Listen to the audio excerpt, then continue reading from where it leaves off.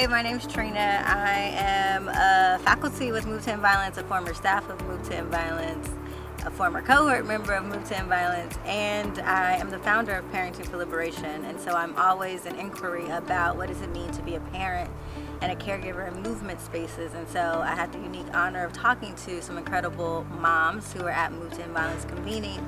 And we were just in a conversation about what does it mean to be a parent in these spaces and what's possible when we bring our kids together. We know that this work is about building the lifeline for the future, so looking ahead and working sure we're doing this work on behalf of our descendants. And so it's so incredible to have our young people in the space. I was able to bring my son, Terrence, who's 10 years old, into the space, and to have him sit on my lap while we're introing and doing the welcome and the grounding, and for him to participate in ritual, and to be in relationship to his movement cousins, and to have all his movement aunties and uncles hold space for him, and also the ability to bring his grandfather. So this is like a multi-generational opportunity to be in this work, and so to have multi-generations of folks from my family be able to be in this movement work with me is really important. And so I just wanted to be in conversation with these incredible folks about what does it mean and what's possible as a pathway for the future of all movement spaces, to make sure that we center those families and children and caregivers and dependents and grandparents, and to create multi-generational spaces for our movements.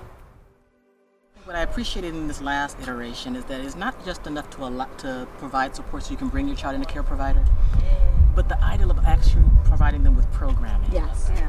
Makes a world of difference with respect to how they are in space, how they are part of space. They're not just seen, they're present and not heard. I mean, and it's a much different engagement and energy when kids are allowed to be in space, and it shifts the focus and the balance of why we are doing the work we do. It reminds us of why we're doing the work we do.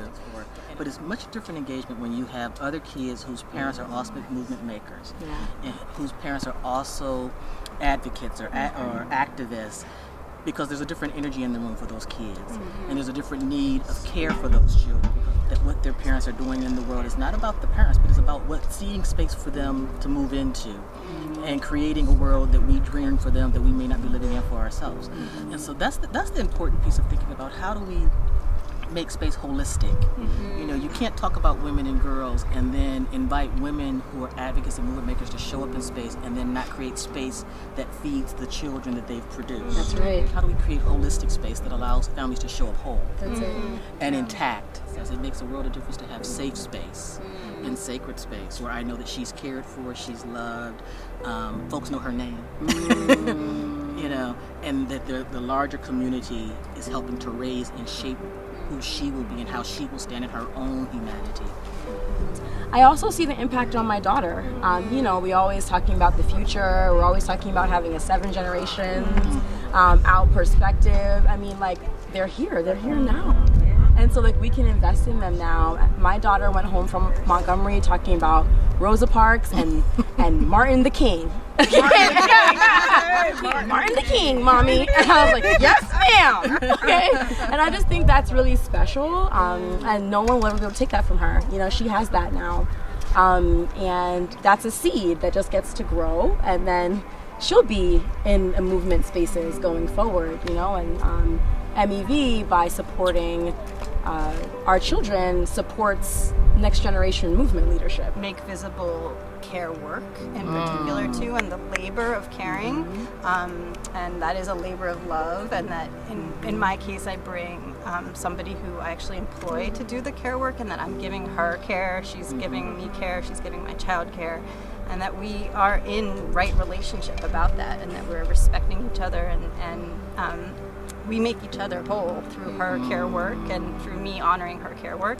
When we are in the practice of beloved community, if we leave out our elders, if we leave out our children, if we're not doing it intergenerationally, then it's not beloved community, right? It's a piece of it. And in these moments when maybe harm is done, or maybe there's conflict, or maybe somebody's feeling really low energy and cranky and needs a nap, and these are all the moments that make beloved community actually real, not just sort of this notion that's like a utopia or all about unicorns and rainbows, right? It's really about how do we hold each other? How do we move through tough times? How do we discover? How do we be in play and enjoy as much as we're also trying to move through space through all of our differences and in an intergenerational way? And so I feel like what better way to be practicing beloved community than with our elders, our caregivers, our babies.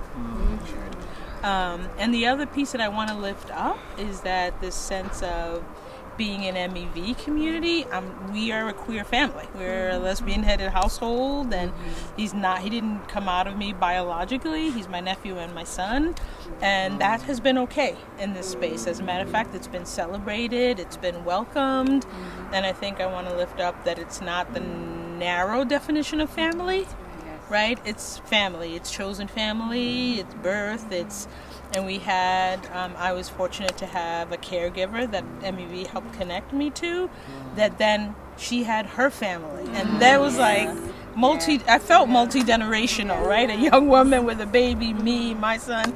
So that was a beautiful thing. And last but not least, I guess I just want to lift up and again, be grateful to you, Lorena, for an intentional teaching, right? It wasn't just we're going to sit in front of a movie or we're going to sit in front of a chalkboard, but live, real time, here is what it is. And he learned so much, even because he's a teenager, he don't want to tell me. Because, I know nothing at this stage of his life.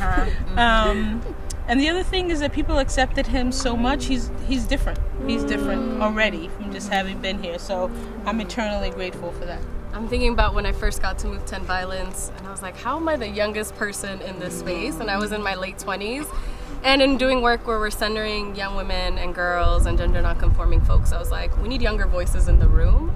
And so for me, this work as someone who didn't grow up in a movement family where activism wasn't a part of the way I was brought up, like doing this work is really about bringing the things that I'm passionate, like centering youth voice, bringing that like youth work energy, education, learning, pedagogy, and putting it into practice in space.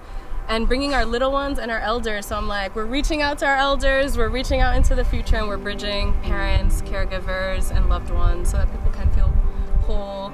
And just like the tremendous joy that I feel, that I've been telling everyone, this is like my inner healing. I didn't get to go to camp as a kid. I didn't travel much. So I'm like, I'm getting to do all the things that I imagine what I want for all children, right? Is that they feel seen, valuable, whole, that they get to connect with nature and themselves.